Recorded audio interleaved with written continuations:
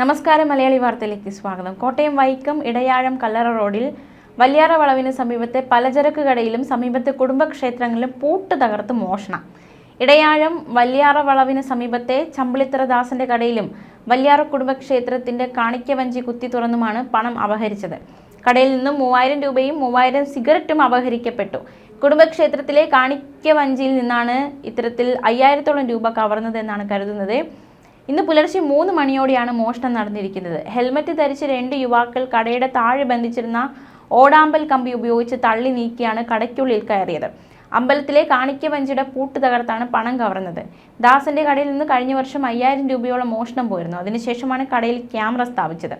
പ്രദേശത്തെക്കുറിച്ച് നന്നായി അറിയാവുന്നവരാണ് മോഷ്ടാക്കളെന്ന സംശയം ബലപ്പെട്ടിട്ടുണ്ട്. വൈക്കം പോലീസ് അന്വേഷണം ആരംഭിച്ചു. എന്തായാലും ഈ സംഭവവുമായി ബന്ധപ്പെട്ടുള്ള ചില CCTV ദൃശ്യങ്ങളിലേക്ക്.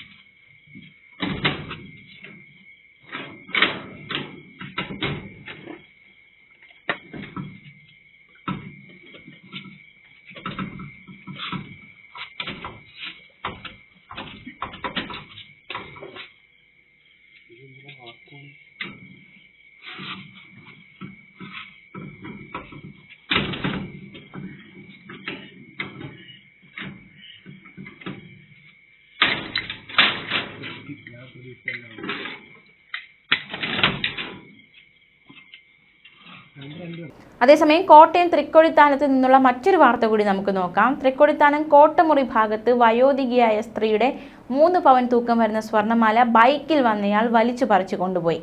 കോട്ടമുറി ഭാഗത്ത് താമസിക്കുന്ന 83 വയസ്സുള്ള മേരിക്കുട്ടി മാത്യു എന്ന സ്ത്രീയുടെ മാലയാണ് ഇത്തരത്തിൽ മോഷ്ടിക്കപ്പെട്ടത്.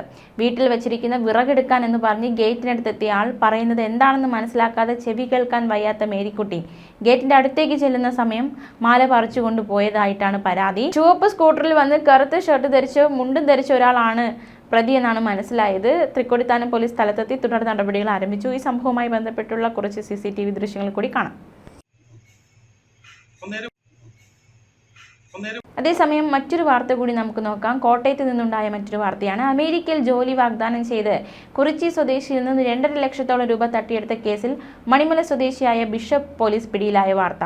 മണിമല കേന്ദ്രീകരിച്ച് പ്രവർത്തിക്കുന്ന ഇവാഞ്ചലിക്കൽ സഭയുടെ ബിഷപ്പ് മണിമല സ്വദേശി സന്തോഷ് പി ചാക്കോയാണ് Chingavanam station house officer inspector VS അനിൽകുമാറിന്റെ നേതൃത്വത്തിലുള്ള സംഘം അറസ്റ്റ് ചെയ്തത്. മാസങ്ങൾക്ക് മുൻപായിരുന്നു കേസിനാസ്പദമായ സംഭവം. മുൻപ് മറ്റൊരു സഭയിൽ വൈദികനായിരുന്നു പ്രതി.